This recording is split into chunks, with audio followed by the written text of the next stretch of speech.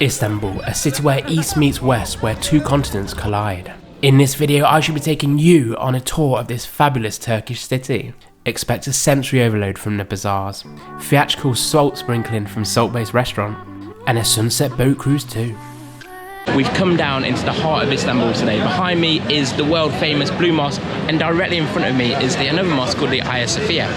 So I've come down, the team from Hair Istanbul have brought me in. It took us about 15-20 minutes on their minibus to get into the city centre, and we've also been to a cafe called Seven Hills, which has a pretty awesome experience, which I'll show you now. The Seven Hills Cafe and Hotel is sandwiched between both the Hagia Sophia and the Blue Mosque. At first I was slightly confused to why the waiters were leaving leftovers for their guests. You pick up a plastic fork, grab a piece of leftover cheese, and then try and get a photo of a seagull and the mosque in the background. You get it? It's definitely popular for those trying to get a photo for Instagram. The Blue Mosque and the Hagia Sophia are architectural masterpieces, and I wonder if they were some kind of inspiration for Star Wars. This next bloke made a right muppet of me. Ready? Come here!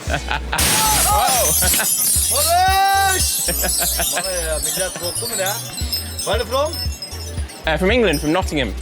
Come here. In the end, I just wanted my ice cream. I'd got a massive crowd around me, and it'd been going for over 3 minutes. Yes. Good.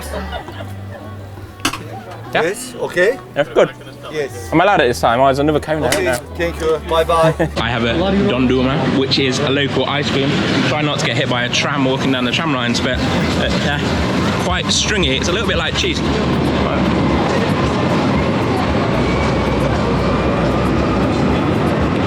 I've got a caramel one, and it tastes really good.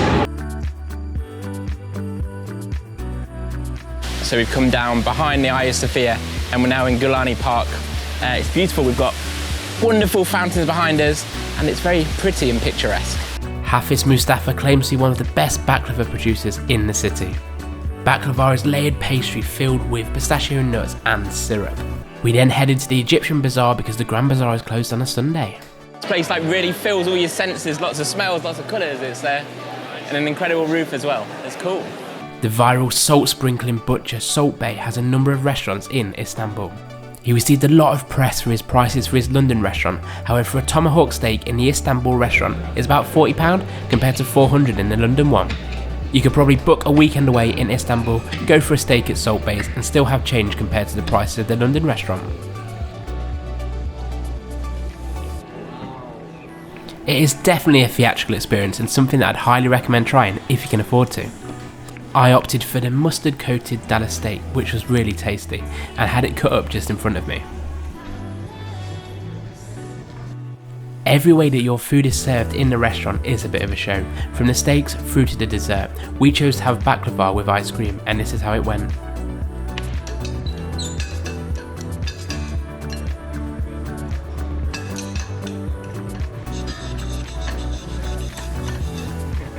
The ch-ch-ch-ch sounds are improvised by the waiter.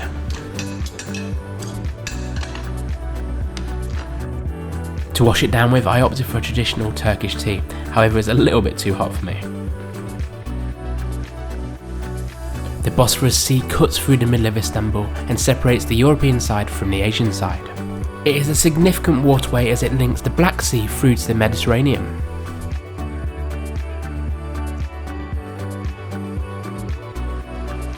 So we're currently on the Bosphorus Sea, and we've been on a cruise now for probably about 2 hours. For lunch, we went to Nusr-et, Saltbae, and had the whole salt sprinkling experience and lots of quick chopping with the knives. It was quite a theatrical, a bit of a show really, and the steak was really good that we had.